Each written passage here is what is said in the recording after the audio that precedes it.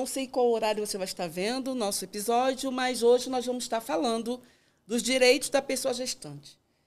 Meu nome é Kênia Calisto, sou cofundadora do Além do Ventre, que é um projeto para toda forma de gestar, e hoje nós estamos aqui com Janaína Gentili, uma pessoa maravilhosa, foi minha professora e eu estou assim vibrando de estar aqui com ela. Janaína, nesse episódio nós vamos estar abordando, né, sobre o direito da pessoa gestante.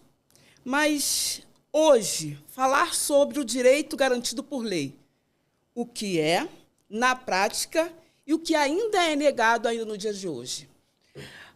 Olá a todas, todas e todos. Kênia, uma honra estar aqui, uma felicidade. Eu sempre gosto de dizer que a minha maior missão enquanto professora é que a discípula ou o discípulo supere o mestre. Eu estou muito feliz que você esteja nesse espaço, que você tenha fundado esse espaço através das aulas que você recebeu, feito da criatividade e de todo o conhecimento amealhado, algo que circule conhecimento. Sim. Eu gosto de falar que o direito ele é muito complexo, principalmente para a população. O direito ele não é visto apenas como um conjunto de leis, naquilo que a gente entende como lei. São um conjunto de normas que vão começar desde a Constituição Federal e vão terminar até notas técnicas, por exemplo. Então, a gente ficaria aqui, né, um curso de direito, mas pós-graduação, mestrado, doutorado, para falar sobre isso. Então, para delimitar esse tema, eu trouxe aqui algumas propostas para você. Falar em parto humanizado é falar em princípios. Os princípios gerais do direito, eles estão na Constituição. E um deles é o respeito à dignidade da pessoa humana. Então, tudo aquilo que não é digno, ele está sendo contra a Constituição e, portanto, ilegal. Sim. A Constituição também diz que todos nós devemos ser tratados com respeito. E tudo aquilo que é desrespeitoso também está ilegal. Então, todos os vídeos que a gente vê, tudo que a gente já viu na nossa prática, né? Todos os nossos testemunhos, não testemunhos enquanto o jurídico vê, mas testemunhos que uma autora indiana fala, o nome da autora é Veena Das, ela fala de um testemunho que é silencioso e que nos envenena. A gente sabe, a gente conhece, mas a gente é silenciada, a gente não pode fazer nada. É uma categoria que ela chama de conhecimento venenoso. E isso é o que todas nós que fazemos parte desse movimento de um parto digno e respeitoso ou de uma humanização do parto temos. Sim. Seja como filha, como neta, como afilhada, como prima, comadre, porque ouvimos histórias ao longo de toda a nossa vida, seja aquelas que já passaram por uma gestação e foram violadas nos seus direitos, se sentiram violentadas, também sabem. E como isso é resolvido, né? Eu costumo dizer que, no papel, as leis são boas. São lindas. Maravilhosas. E nós temos uma que não é uma lei especificamente, ela não está na Constituição especificamente, mas é uma convenção interamericana. Ou seja, a Organização das Nações Unidas, ela faz inúmeras pesquisas, né? A gente hoje em dia vê na televisão, todas aquelas reuniões que eles fazem, e cada país tem que dizer o que está acontecendo lá, para que faça parte daquela cadeira das Organizações Unidas. Então, ilustrando, falou assim, ô Brasil, olha, estou vendo aqui muito caso de mortalidade materna, precisa se fazer alguma coisa. Tem um caso aqui, inclusive, muito emblemático, que não faz parte da gestação, mas tem uma mulher que está acusando o Brasil aqui de muita demora em resolver a questão dela, que é a famosa Maria da Penha, que depois vem a Lei Maria da Penha, que é através dessa convenção. O nome da convenção é Convenção Interamericana para Prevenir, Punir e Erradicar a Violência contra a Mulher. E veja você, ela é conhecida como Convenção de Belém do Pará, porque ela aconteceu aqui no Brasil, na capital do estado do Pará, Sim. no dia 9 de junho de 1994. O Brasil se compromete com esse acordo de prevenir, punir e erradicar todo tipo de violência no dia 9 de junho de 1994, ou seja, daqui a pouco, 31 anos. Ela é promulgada porque faz-se a convenção, vem para o nosso legislativo para ele referendar, para ele promulgar. E ela é promulgada mais ou menos 2 anos depois. O número do decreto é 1973, promulgada no dia 1º de agosto de 1996. Ou seja, ano que vem, ela atinge a fase adulta, né? Quando a gente pensa no Estatuto da Juventude, que vai até os 29 anos, ela atinge a sua fase adulta.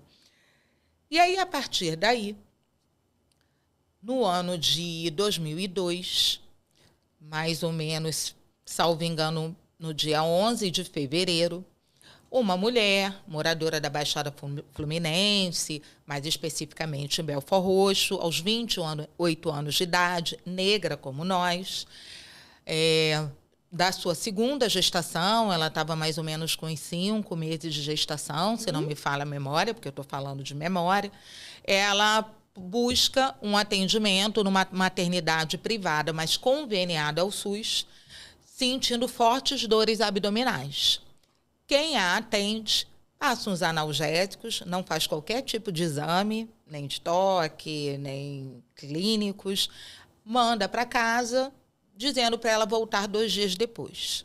Ela volta acompanhada de sua mãe, 2 dias depois, pior ainda. E uma outra equipe a atende e resolve investigar.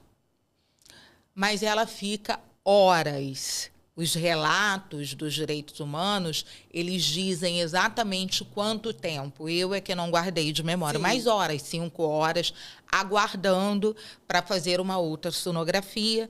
E quando vem o resultado, a sua bebê já está morta há algum tempo. E por isso essas dores abdominais. Sim. Então, precisa-se induzir o parto.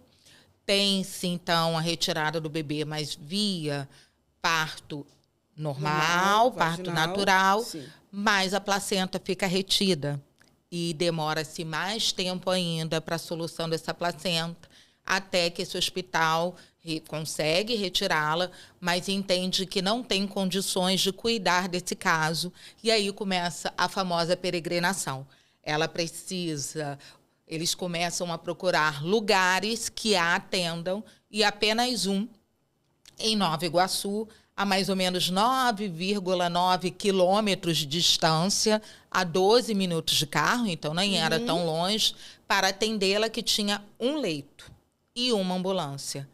Mas, embora disponibilize o leito, eles negam a ambulância. E ela fica esperando para ser removida, até que, segundo os relatos, 2 médicos colocam ela no carro, levam para lá, mas não levam prontuário, nenhum tipo de anotação.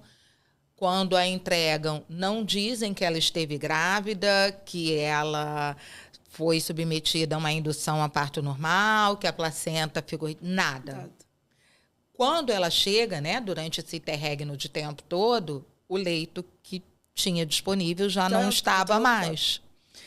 E ela fica ali, os médicos e médicas sem saberem o que fazer, porque não tinha nenhuma informação. A mãe ligando para o primeiro hospital e diziam que ela estava em quadro estável, até a hora que... E a mãe, obviamente, tomando conta da criança, que tinha 5 anos, a primeira filha, o pai trabalhando, porque não é sempre que se consegue, né, os benefícios trabalhistas. E ali Quando a mãe descobre que ela está no outro hospital, chega lá, vê a filha numa situação muito ruim, com sangue na boca, nas vestes, ela já estava numa situação muito ruim e, infelizmente, para encurtar a história, pedem para que a mãe vá pedir o prontuário, a mãe vai até lá e a interpelam. A senhora quer o prontuário para quê? E ela volta sem o prontuário e, infelizmente, a Aline, dias depois, não resiste e falece. E aí, só quando a mãe retorna para poder sepultar, é que dão um prontuário e informam que a bebê já estava morta há muito tempo. E quando vão fazer a necrópsia, o laudo vem dizendo que foi de hemorragia digestiva. E, a partir daí, o viúvo, representando também a sua filha, propõe ação no judiciário. E dessa ação do judiciário demora-se muito tempo para se pedir uma perícia. E nisso tem questões de prazo prescricional, o prazo prescreve para esse viúvo e, infelizmente, fazendo aqui, com toda a licença, uma caricatura, um dia ele diz que vai comprar um cigarro e some. E essa mãe fica sozinha com essa criança de 5 anos. De 5 anos, que aí já está fazendo 6, 7, né? O tempo está Sim, passando. E aí ela resolve fazer o que a maioria das matriarcas negras fazem, né? E que nossas avós falavam muito: botar a boca no mundo, cuspir marimbondo, fogos, né? E ela começa a rodar o mundo até que uma ONG nova-iorquina chamada Center of Reproduction, ou algo nesse sentido, e uma outra de advocacia acolhem o seu caso, fazem, então, essa denúncia no Tribunal Internacional entre os anos de 2008 e 2011. E aí, sim, o Brasil, então, diz que foi uma negligência, que a culpa não é dele, né? Porque aí é o Estado brasileiro, que a culpa não é dele, é do hospital, e joga para lá e joga para cá, até que a condenação acaba chegando à conclusão de que foi uma morte materna evitável, interseccional, porque ela era negra, de uma classe periférica, de uma classe econômica baixa, e que não foi ouvida.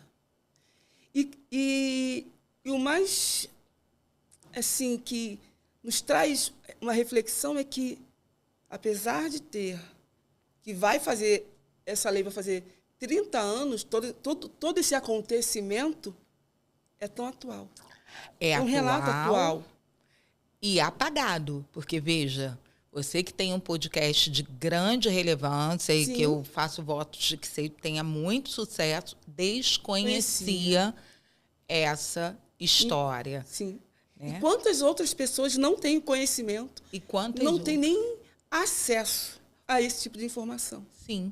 E quando a gente fala de parto, e tem a redundância de falar parto humanizado, que o parto deveria ser humanizado naturalmente, né? Somos humanos, de seres humanos, de pessoas humanas.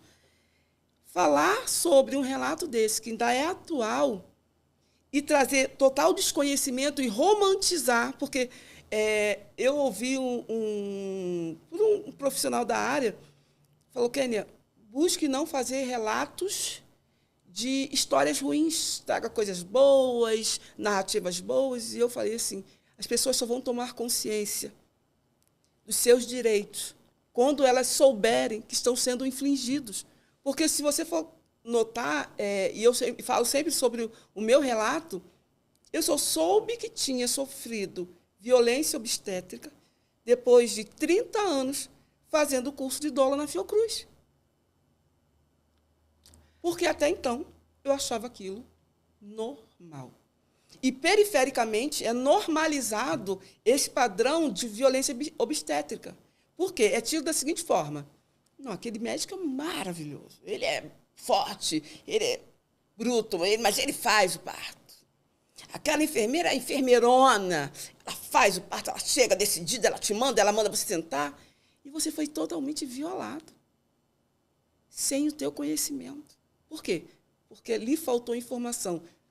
Lhe sobrou muita romantização, né? Vamos escolher a roupinha, a corzinha, os adereços, a madrinha, o padrinho, mas a informação, a busca desse conhecimento, desse empoderamento, se perde nesse caminho. Isso, a doutora Sueli Carneiro, que é uma grande estudiosa e fundadora do portal Gelé 10, ela chama isso de epistemicídio.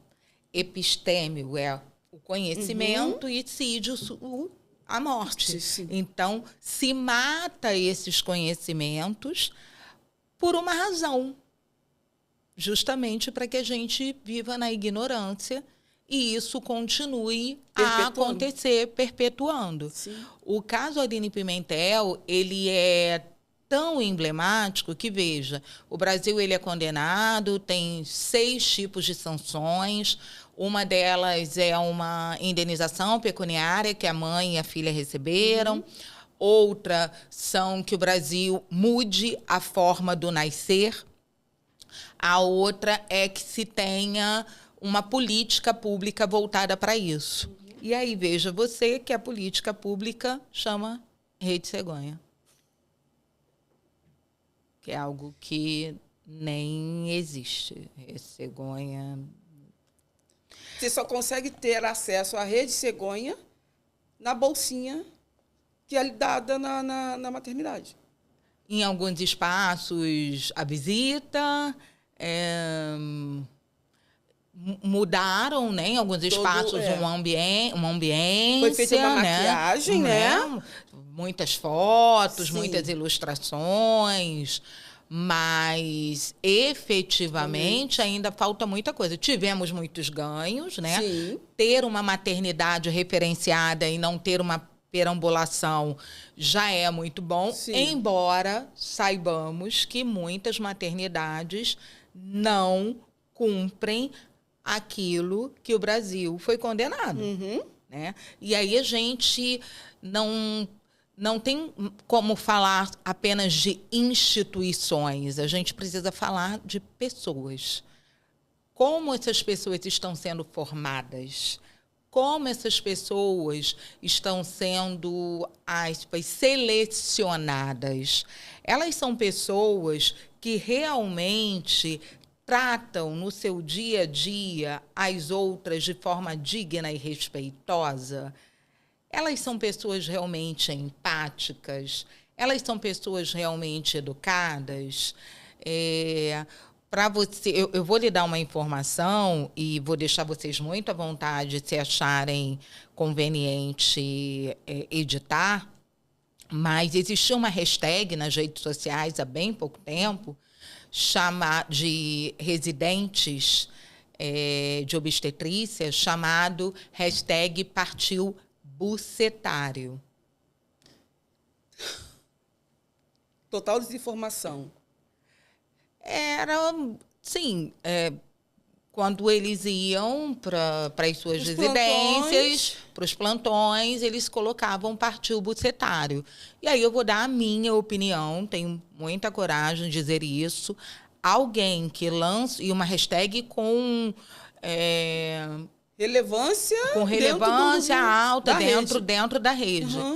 Eu estou dizendo que eu vi, sim, fiz as denúncias, e, para mim, um médico clínico geral formado que passou para uma residência ou está fazendo uma especialização em obstetrícia, que coloca uma hashtag como essa, é, no mínimo, mal educado, desrespeitoso. Total.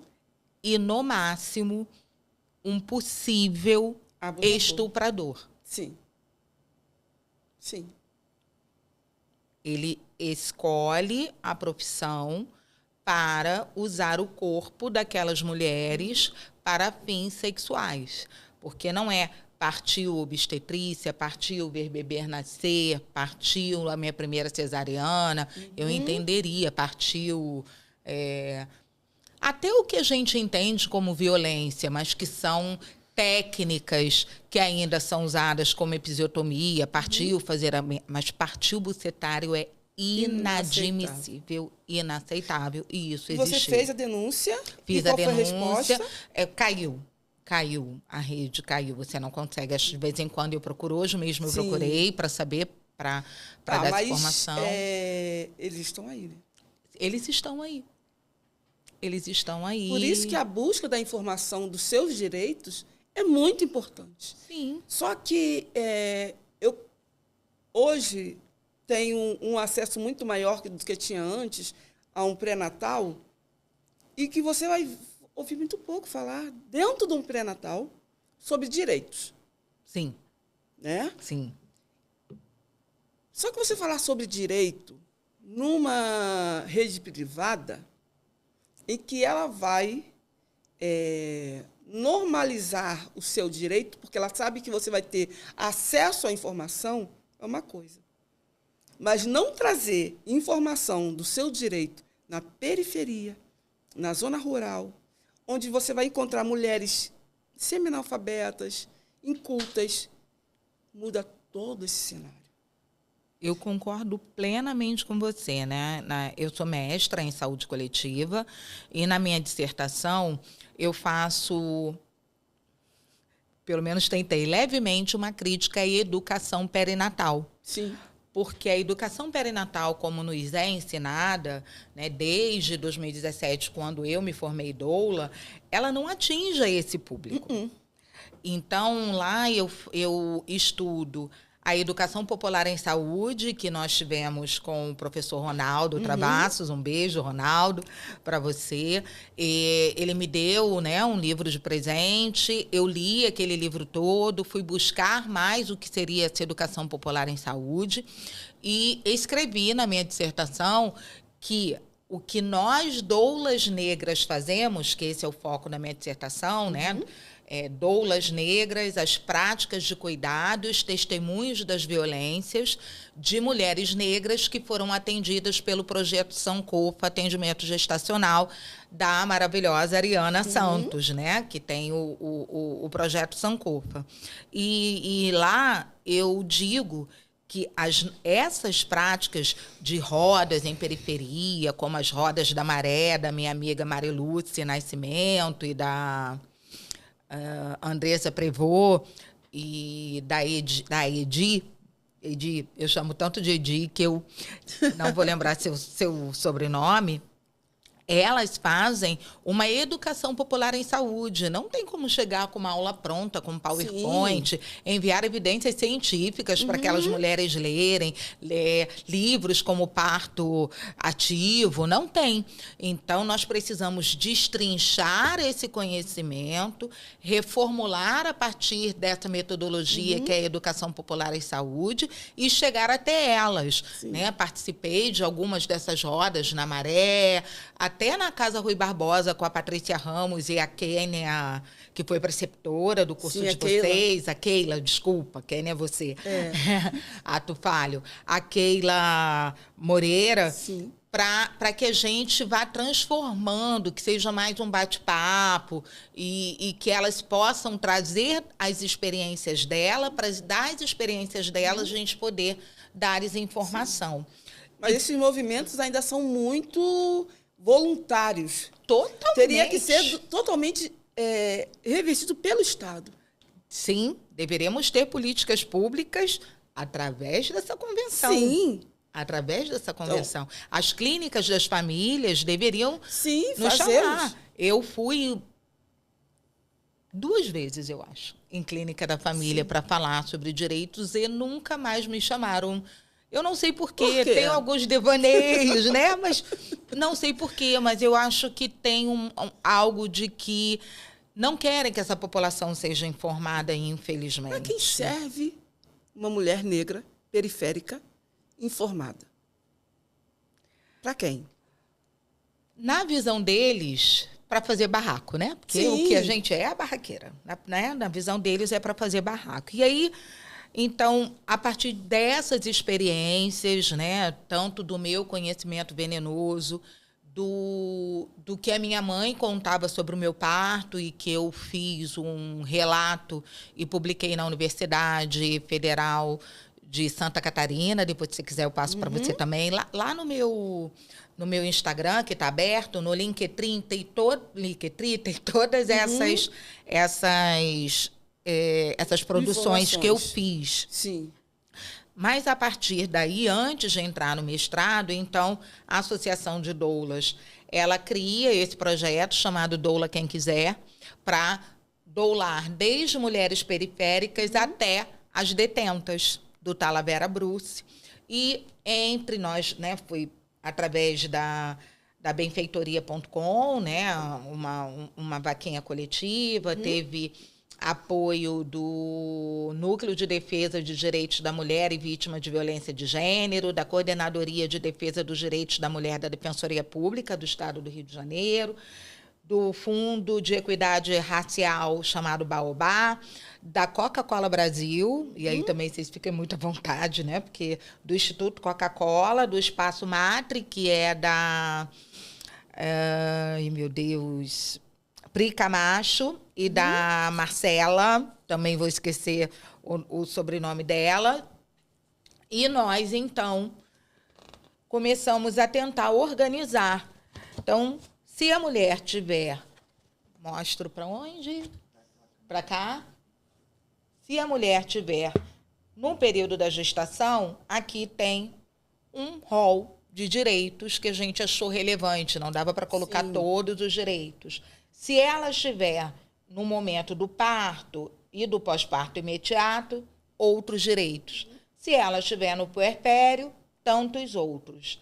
E saber desse projeto e conhecer os mecanismos de denúncia, porque o que a gente também percebe é que, às vezes, elas sabem do direito, mas não sabem onde denunciar. Então, repito... Quando querem denunciar, são incentivados a não fazê-lo. E aí nós, então, através da Defensoria, montamos, nem sei se o nome é esse, mas um site chamado www.violenciaobstetricafale.com.br. É um canal direto com a associação e com a Defensoria Pública, onde você faz o seu relato de caso para que a Defensoria tome as providências, não só de quantitativas, no sentido de percentuais, quanto de qualitativas, no sentido de promover pesquisas acerca desses casos. E aí, sim, a gente consegue denunciar. A rede que eu participo, a gente faz esse tipo de denúncia através das nossas pesquisas. Então, a publicação é de 2019, a gente conta como nasceu essa cartilha, tem ilustrações maravilhosas, né? Então, o roteiro é meu e da Morgana Enelli, que é a atual presidenta da Federação Nacional de Doulas do Brasil. O texto é meu. Eu já estendo o convite para estar aqui conosco. Não é? A colaboração e coordenação do Núcleo de Defesa dos Direitos da Mulher da Defensoria Pública do Estado do Rio de Janeiro, ilustrações da Gabi Domingues, projeto gráfico da Ludmila Valente e revisão da atual presidenta da Associação de Doulas do Estado do Rio de Janeiro, Gabriela Santoro. Então, ela é de 2019, foram 500 exemplares impressos, e tem a versão digital neste mesmo site. Então, as pessoas, além da denúncia, elas podem ler a cartilha, pedir auxílio, levar para a sua roda de gestante para discutir e fazer essas denúncias. E aí, nós tivemos outros ganhos a partir dali, que é o projeto Acolher Gestante, que ele é mantido pela Associação de Doulas do Estado do Rio de Janeiro. Que eu faço parte, sou doula de lá, estamos maravilhosa. Então, você tem muito mais propriedade para falar sobre isso. Que o que eu vou enaltecer, uma das minhas interlocutoras da pesquisa também fez parte desse Acolher Gestante, trouxe as suas experiências, que é a informação. Esse é para mim, a maior genialidade desse projeto, né? Muitas das pessoas ouço falar, mas não atende o parto, atende sim, né? Diante de algumas especificidades, mas o que é de melhor é a informação. Nós temos também, falando sobre canais de denúncia, a partir da informação, sabendo, entendi que fui violada, temos a Casa da Mulher Brasileira, que está sendo construída aqui no Rio de Janeiro e que vai ser de muita importância, né? Ela nasce em Brasília, tem o Ligue 180, que é uma central de atendimento à mulher. Então, levar isso à capital da República é muito importante em decorrência dessas leis federais e do Tratado Internacional e do Decreto 1973, que fará 30 anos ano que vem. Temos também o Ministério das Mulheres, com uma ouvidoria e que fala, olha, sobre respeito, que foi o segundo princípio que eu falei aqui com vocês, e tem também, né, o que faz essa ouvidoria, todas as redes sociais, tem um QR Code e um WhatsApp disponível para que faça denúncias de atendimento. Todas essas ações, elas são oriundas dessas convenções que o Brasil assina. E temos também organismos governamentais de políticas para as mulheres, que a sigla é OPM, também desse Ministério das Mulheres, que também são muito importantes, né? Eles propõem uma transversalidade nas políticas para as mulheres, porque muitas mulheres, por exemplo, elas são violentadas no momento do parto também por seus acompanhantes, que não validam, não as acolhem, não validam seus planos de parto, as desestimulam, as suas famílias. Então, tem uma transversalidade nisso, né? Então, temos um Fórum Nacional de Organismos de Políticas para as Mulheres, que é um espaço de diálogo do governo federal por meio do Ministério das Mulheres com as gestoras estaduais e municipais, tratando-se de importante mecanismo de interlocução e reflexão sobre a implementação e integração das políticas públicas voltadas às mulheres com o objetivo de garantir direitos e combater as desigualdades, olha as mulheres periféricas aí, discriminações e todas as formas de violência. Estão entre os objetivos do Fórum: contribuir com o fortalecimento dos organismos de políticas para mulheres no governo federal, estaduais e municipais, ampliando os níveis de articulação entre as esferas, estimular a criação de novos organismos de políticas para as mulheres nos municípios e contribuir com a integração de políticas públicas para mulheres em todos os níveis de gestão. O que a gente precisa? Além de conhecer, cobrar, lutar, fiscalizar. Agora, você falou que a lei existe, que temos sanções, que sofremos sanções, que ela está aí vigorando, né? Que temos locais de denúncia, mas como identificar a quebra dos meus direitos? Como eu vou entender que sofri violência, que sofri desrespeito dentro da normatização desses mesmos direitos quebrados? Você conseguir fazer entender? Conseguiu. Eu estou lendo um livro agora chamado Mulheres que Correm com os Lobos. E eu não estou nem na metade do livro, mas ele diz uma coisa muito interessante que me deixou muito impactada. Em resumo, ele diz que nós desprezamos a nossa intuição. Nós, principalmente nós, mulheres negras, durante esses 4 séculos do maior genocídio da humanidade, do sequestro, desse tráfico atlântico, infelizmente, nós nos habituamos a ser comandadas. nos habituamos à verdade alheia. Se a gente parar para pensar naquele momento lá seu do puerpério, ou no momento seu, daquele momento do parto, será que você não se sentiu violentada ou violada? E eu ainda levo mais além. Você pode até ter se sentido violentada, porque, de alguma forma, você entende que tem alguma coisa errada. Isso, tô falando de sentimento, né? Mesmo. É, sentimento. Mas, culturalmente, você foi ensinada... Porque eu falo das minhas experiências, porque eu lembro quando eu fui ter minha primeira filha, o que me foi falado foi isso. Não grite, porque senão vão te deixar lá.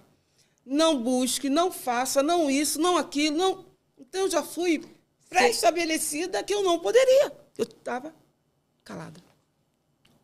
Silenciada. O epistemicídio, eles lhe deram um conhecimento para que você fosse uma pessoa dócil, passiva e que aceitassem todas as ordens. Arremetendo isso ao quê? A mulher negra. A mulher ancestralmente. Negra. Ancestralmente. Por quê? Foi invalidada durante muitos anos. E quando ela vai relatar, minha filha, é assim mesmo. Você está achando que o parto é fácil? Não, é assim mesmo.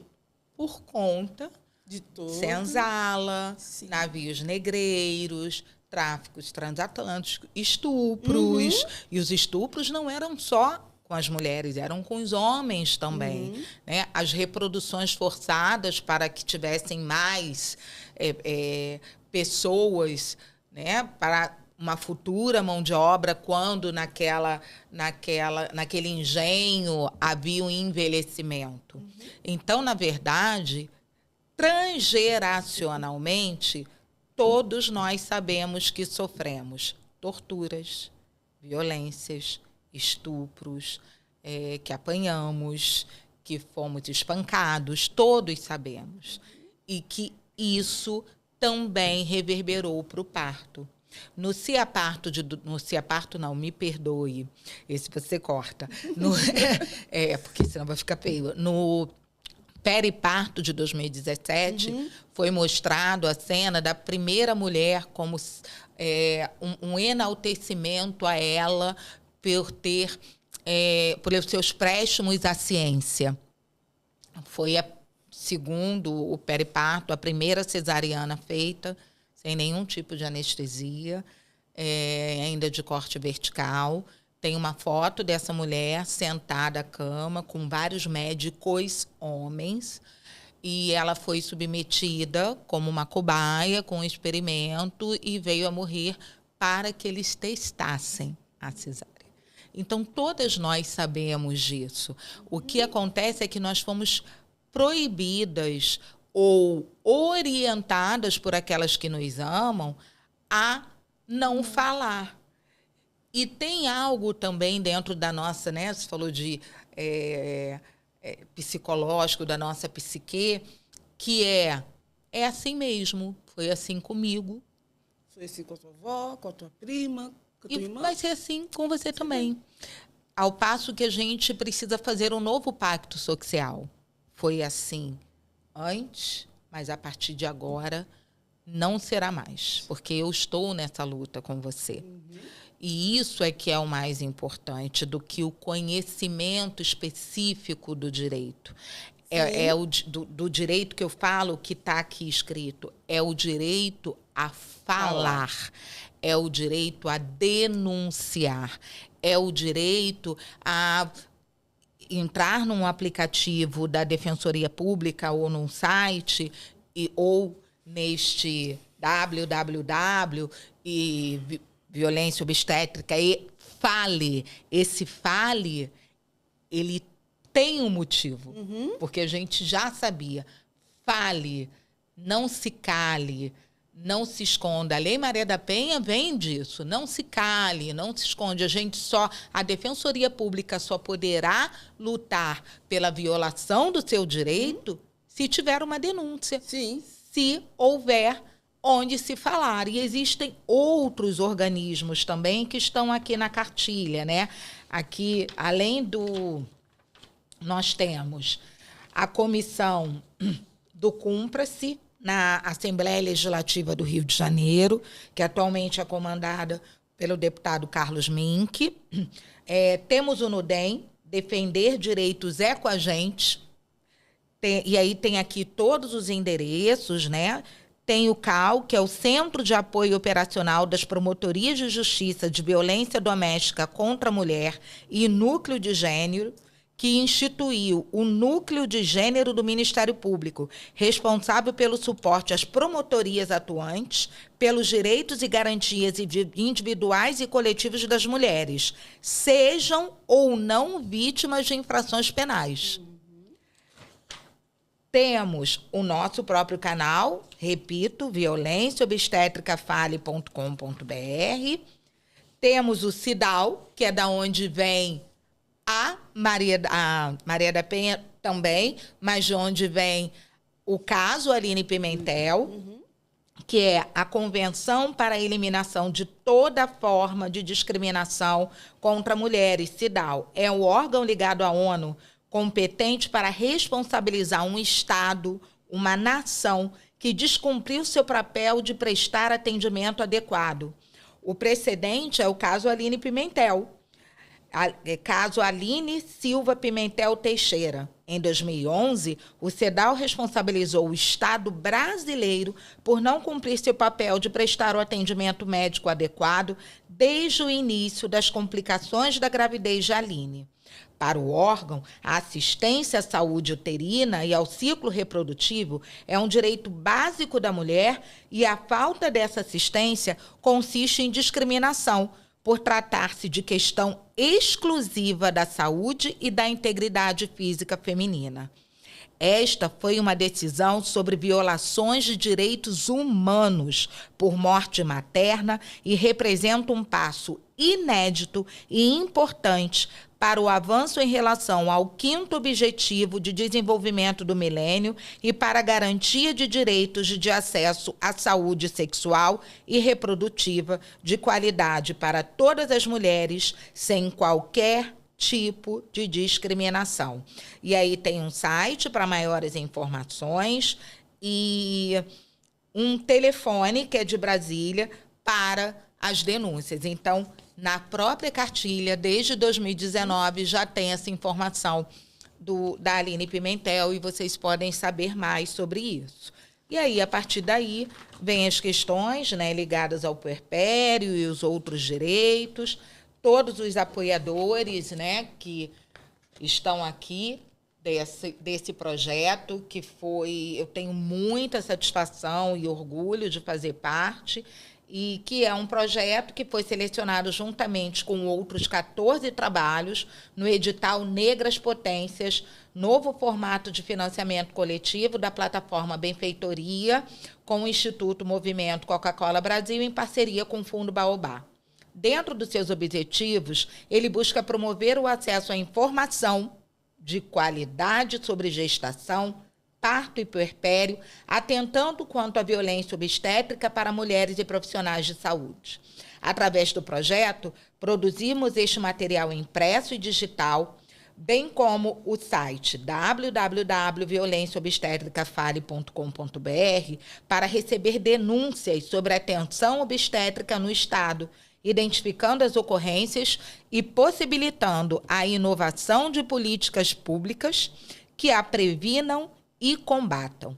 Além disso, naquela época, realizamos oficinas com profissionais de saúde, técnicos envolvidos, rodas de gestantes em unidades básicas de saúde, buscando acompanhar mulheres durante o trabalho de parto e puerpério, em prol da constituição de modelagem da atuação de doulas, também na assistência primária, da onde vem, então, essa nossa lei, que a gente está aí esperando nascer da profissionalização das doulas. Para complementar, antes da sua fala, eu quero também dar 2 informações importantíssimas, que são novíssimas, bebês, que são 2 resoluções do Conselho Nacional de Justiça. A resolução número 492, de 17 de março de 2023, então, 2 aninhos, 3 aninhos, 23, 24, 25, 2 aninhos, que é para que haja um grupo de trabalho, que aconteceu, já está acontecendo, para formar magistrados, membros do Ministério Público, Defensoria Pública, para que todos os julgamentos tenham perspectiva de gênero.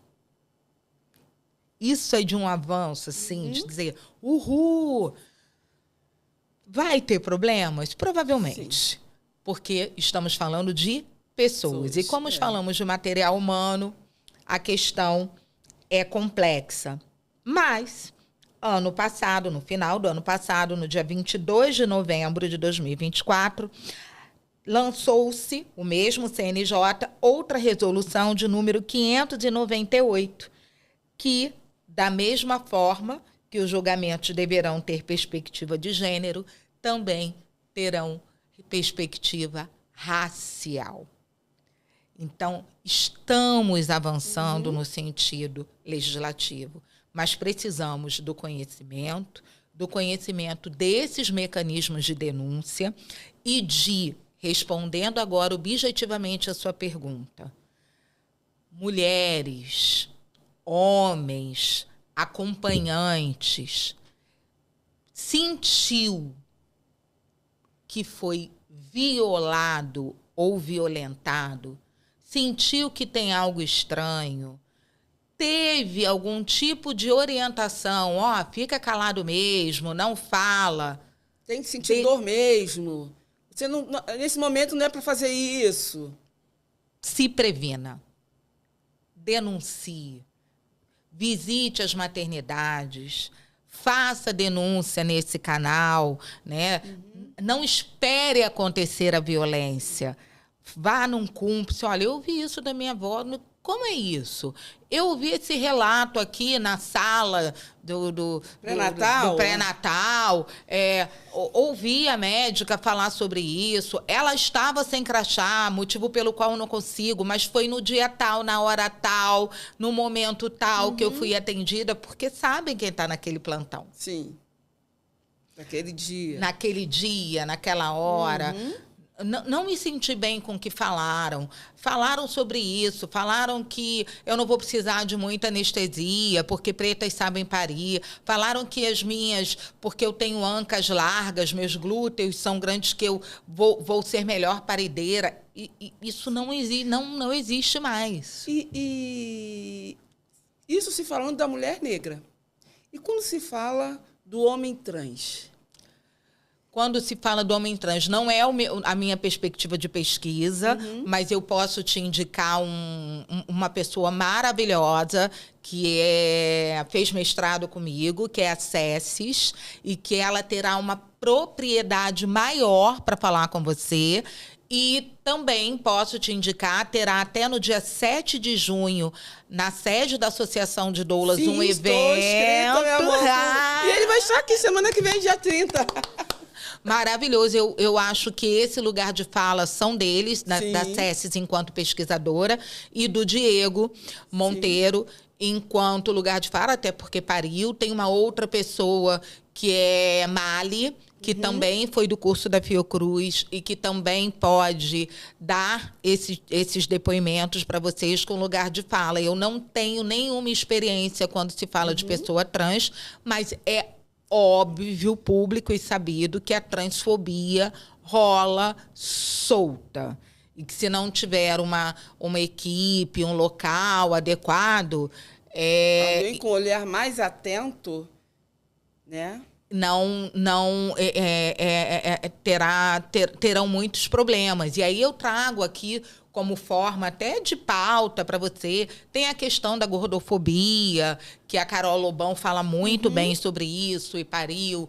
Temos a questão das mulheres ou pessoas surdas, que a Sabrina Lage fala muito bem sobre isso. A Rafaela Vale, que foi formada pela Fiocruz também. Temos a questão das pessoas com deficiência visual, né? Nós temos a Natália, também vai me fugir o sobrenome dela, mas que ela é casada com um homem cego e ela tem testemunhos do que ela ouviu. Ela não é deficiente visual, mas do que ela ouviu por ter um marido deficiente visual, inclusive sobre as expectativas ou perspectivas de como nasceria esse bebê. Isso é muito violento. Então, a sociedade tem falas violentas ao longo do ciclo gravídico puerperal e que é muito ruim para todos nós. Então, a gente precisa fazer, como eu estava dizendo, um novo pacto social. Sim. O novo pacto precisamos ter mais dignidade e respeito nas nossas redes. De atendimento. Não de atendimento, no micro, para que o macro seja espraiado. Entendi. Porque a partir do momento que a avó, que a mãe, que a madrinha fala, não grita, não fala, não... No fundo, mesmo com a maior boa vontade, já é uma violência, já é um silenciamento transgeracional, ancestral, e que a gente deveria assim, não, vamos numa roda de gestantes comigo? Mãe, eu não, mas que, ou pai, ou vó, eu não quero que seja assim, isso mudou. Conhece o caso Aline Pimentel? Eu vou mostrar aqui uma cartilha para a senhora, para você, para ler. Olha só o quanto mudou. Pode ser diferente. A sua neta, a sua bisneta, a sua afilhada pode ter um nascimento diferente. Sim, mas isso não deveria vir de quem tem acessibilidade muito maior à informação, como um profissional da área da saúde, dentro de uma clínica da saúde? Deveria, é obrigação deles, mas eles só serão sancionados se do micro a gente mudar para o macro. É isso que eu quero dizer. Porque se a gente continuar indo parir com a orientação dada, eles nunca serão denunciados. É isso que a Defensoria fala. Sim. As notificações são poucas, as subnotificações são poucas. Não chegam nesses organismos, ou, por exemplo, no 1746 da Prefeitura. Não chega. Então, as pessoas também são engolidas, né, pelas questões do puerpério, pelas questões do cuidado. E depois do puerpério, quando você fica mal, fica deprimida, ou com baby blues, ou fica muito triste pelo que aconteceu, as pessoas falam, mas seu bebê está sadio, esquece isso. Deixa isso para lá. Esse comportamento nós precisamos mudar para que as denúncias cheguem e aí sim a gente consiga fazer. Nós, pesquisadoras da REMA, a pesquisa Nascer no Brasil, por exemplo, é um inquérito de denúncia sensacional. E, mesmo assim, a gente ainda não conseguiu chegar no que eu digo que é no epílogo, né? A gente está numa grande temporada, sabe, de streaming. Numa grande temporada. Mas a gente não conseguiu chegar no ápice ainda. A gente está na temporada, sei lá... numa temporada longa, né? São 30 anos de temporada. Tentando mudando muita coisa, né? Hoje nós estamos precisando de muito avanço. Muito para chegar na temporada final. Para chegar na temporada onde em séries policiais ou em séries épicas a justiça, que é o que a gente clama, que é o que você está falando, seja realmente feita. A gente não conseguiu chegar até aí ainda. Né? A Aline Pimentel conseguiu que a justiça fosse feita. Mas ela aparece em 2002 e apenas quase uma década depois, em 2011, é que ela consegue. E o viúvo, independente das escolhas que ele fez, não consegue ser reparado porque prescreve. A filha só é protegida porque é menor de idade. A filha só é protegida por essa avó. E quer um dado mais triste? Dona Maria de Lourdes da Silva Pimentel, ela morre vítima de Covid. Meu Deus. Então, ela não está nem aí para dar tantos depoimentos quanto a gente gostaria, do tanto que foi a luta, né? E eu mesmo procurei vídeos e tenho muita dificuldade em achar, até porque a inteligência artificial, ela faz uma trollagem com a galera que é preta, né? Então, a gente ainda tem isso, a gente não tem muito material para conseguir. Os materiais que eu consegui foram compilados de pessoas que fizeram mestrado, doutorado na linha de direitos humanos. E aí eu fiz um compilado e na introdução da minha dissertação eu conto essa história. E quando sou convidada, né, para podcasts, a Rema agora vai ter um podcast também que a gente vai falar sobre isso, até a implementação do que a gente diz de uma justiça mais epistêmica, epistemológica, que agora a gente sai de um nome mitológico, que é Rede Cegonha, para, finalmente, uma Rede Aline. Diante de uma luta, que agora você está entendendo, né? Sim, eu acredito. Sim. Por que Rede Aline? Porque é por conta dessa história que está resumidinha aqui nessa cartilha e que eu contei para você também de uma forma muito resumida e provavelmente com alguns equívocos de data e tal. E o mais constrangedor disso tudo, Janaína, é que eu sou uma mulher que tenho acesso à informação, formada há mais de 20 anos. Trabalhei em hospitais públicos de emergência, de grande porte, e tinha desconhecimento. E quando se tornou Rede Aline,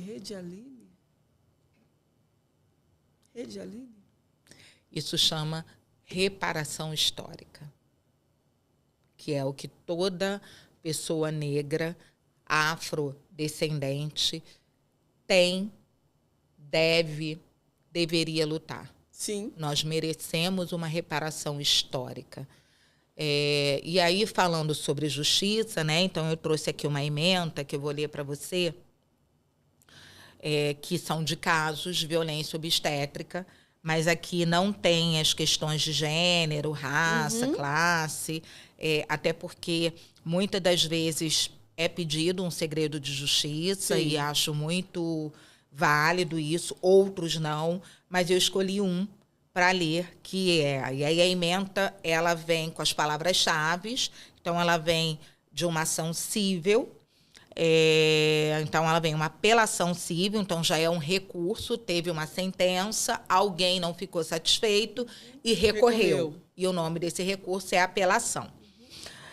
O tema do direito é direito administrativo, ação indenizatória por responsabilidade civil do Estado em grande escala, lato sensu, em grande escala, por violência obstétrica, dano moral, então, para ser indenizado, alegação de falha na prestação de serviço, então já estamos vendo aí um Código de Defesa do Consumidor entrando, e erro médico. Então, já temos um precedente de que eles estão errando. Supostos danos sofridos no parto de sua filha. Sentença de procedência. Então, essa mulher ganhou a ação em primeira instância e quem se inconformou foi o Estado. Inconformismo do réu. Estou dizendo que é o Estado porque está a responsabilidade civil do Estado. Cuida-se de ação indenizatória decorrente de suposto erro médico que teriam ocasionado danos morais, estéticos e materiais. Compulsão dos autos, né, folheando, vê-se que a pretensão autoral tem arrimo na responsabilidade objetiva da administração pública. O que é objetiva? Quando se fala em responsabilidade objetiva, quem tem que provar é o réu. Porque a regra do direito é a prova cabe a quem alega. Sim. Se eu proponho uma ação, eu já tenho que provar. Só que existem situações em que se sabe que uma cidadã e um cidadão, é pequeno diante de instituições ou do Estado. Então, tem-se a responsabilidade objetiva. Aquilo que eu falo se torna verossímil, não verdade, mas verossímil, tem características de verdade, e quem tem que provar é você, réu, que você não tem culpa, desmontar a tese de verossimilhança dessa questão. Aí, deixa eu voltar aqui, né? Responsabilidade, então, objetiva da administração pública. Então, veja, não é só o Estado, é quem administra, né? O Fundo de Saúde, as OS, quem está administrando publicamente aquela repartição. Nos termos do artigo 37, parágrafo 6º da Constituição da República. Então, ele usa a Constituição da República como marco legal desta ação. A obrigação dos profissionais médicos é de meio e não de resultado. O que quer dizer isso? O médico, ele não tem obrigação de salvar uma vida que está com, por exemplo, câncer, em que o tratamento é apenas paliativo, porque existem questões do nosso corpo que a medicina não tem controle. Então, por isso, a responsabilidade ela é de meio, é de cuidado, é do care. Ela tem que dar o melhor cuidado para que mesmo o paciente em estado terminal, ele tenha uma qualidade de vida. Cuidados paliativos. Sim. Então, não é de resultado. A autora foi admitida no Hospital X, tem o nome do hospital aqui, mas eu omitirei, no dia 31 de março de 2009. Esse recurso, a data do julgamento dele foi agora, 4 de fevereiro de 2025. Vejam quanto tempo. 2009 estava iniciando a luta de Dona Maria de Lourdes para fazer justiça em relação à sua filha, Aline da Silva Pimentel Teixeira. Então, ela dá entrada neste hospital no dia 31 de março de 2009, com 37 semanas de gestação e pressão arterial 140/90. Já conhecemos essa história. O alto índice de mortalidade materna é por hipertensão. Parto natural realizado com episiotomia e fórceps. É natural? Não. Parto vaginal ou normal com intervenções. Sim.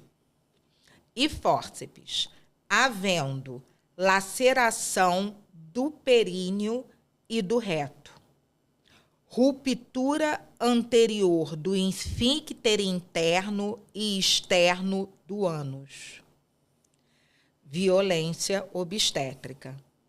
Estado do Rio de Janeiro, que não disponibilizou ao perito.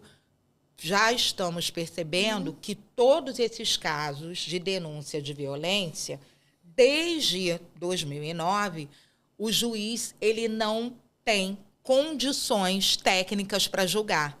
Então, ele indica um perito da confiança dele para olhar documentação, prontuário, ambiente hospitalar, fazer os exames nessa mulher, então uma revitimização e reviver toda aquela violência, mas que, infelizmente, é necessária. Então, vou voltar. Ruptura anterior do esfíncter interno e externo do ânus, violência obstétrica. Estado do Rio de Janeiro, que não disponibilizou ao perito o prontuário médico, igual em 2002, na Aline Pimentel. não disponibilizou o prontuário médico completo referente ao período em que a autora esteve... Acabou minha bateria. Não tem problema. Que esteve internada lá. Uhum. Então, essa sentença foi mantida, o dano moral também foi mantido. Então, mas veja, de 2009, a Aline Pimentel falece em 2002, toda a luta, né? Tem uma ação judicial proposta pelo marido, se eu não me engano, em 2003. Há uma demora imensa para que se tenha essa prova pericial. Ele tem a declaração de prescrição de que não tem mais direito a nada. Tem um abandono paterno, vamos falar as palavras certas. Dona Maria de Lourdes assume essa neta. E de 2008 a 2011, ela fica lutando. E esse caso acontece em 2009. Não falei o nome no hospital, do hospital, mas posso dizer a localidade, Zona Oeste do Rio de Janeiro.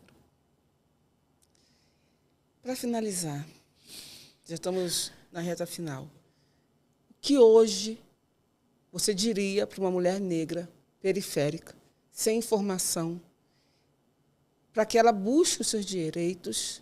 Ela já tem um local de denúncia, mas para que ela entenda o que foi feito com ela. Hoje, como você orientaria essa mulher? Primeiro, ela precisa, eu sei que é difícil, mas ela precisa procurar uma clínica da família e, na consulta, ela relatar, né, tem os trâmites para a enfermeira que a atenda tudo o que aconteceu, pedir para que ela seja incluída num CAPS, para que ela comece a fazer um acompanhamento psicológico e, quem sabe, até psiquiátrico. Nós precisamos aparelhar o SUS de que isso está nos adoecendo, que isso nos adoeceu. Para mim, esse é o primeiro passo. A partir do momento de que ela for para o CAPS, for avaliada pela equipe multidisciplinar do CAPS, ainda que se tenha passado muito tempo, como é o seu caso, ir no www Violência Obstétrica Fale e relatar a sua história depois de elaborar a história com os profissionais psis. Porque eu discordo desse discurso de maternidade mamífera, mulheres sabem parir e bebês sabem nascer, porque diante de tudo que aconteceu na sociedade, o parto, na verdade, como eu aprendi com a minha amiga Patrícia Ramos, é biológico, psico, sócio. Olha, não grita, não fala, não. Psico, sócio, cultural. Tem uma cultura nisso. Sim, envolvida. E só com muita elaboração a gente consegue denunciar, porque todo mundo diz para nos calarmos. Então, essa é a primeira orientação. A segunda, se o hospital for de uma gestão municipal, 1746, independente da data, porque existe uma questão prescricional que diz que o prazo prescricional, em tese, e aí eu teria que me aprofundar nesse estudo, mas que, em tese, ele só começa a correr o prazo no momento que a gente tem ciência. Então, embora tenha passado 30 anos do seu caso, você só teve ciência naquele marco do curso. Então, sabe, água mole em pedra dura, tanto bate até que fura. Nós precisamos nos unir,